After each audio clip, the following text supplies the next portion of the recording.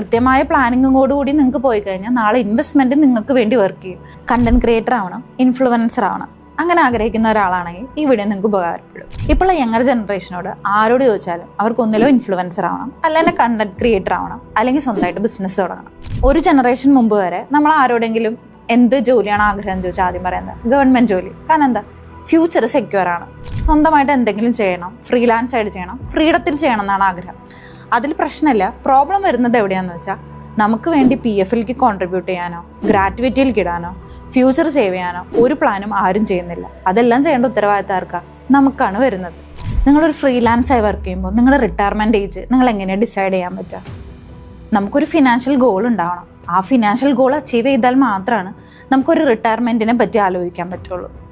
ഇപ്പോൾ നമ്മുടെ അടുത്ത് വരുന്ന ക്ലയൻസിൽ ഭൂരിഭാഗം പേരും പറയുന്ന കാര്യം എന്താ, മാഡം പൈസ വരും പൈസ പോവും, പക്ഷെ ലൈഫ് ഒന്നേ ഉള്ളൂ, അത് നമ്മൾ എൻജോയ് ചെയ്യണം. എൻജോയ് ചെയ്യണോണ്ട് പ്രശ്നമില്ല.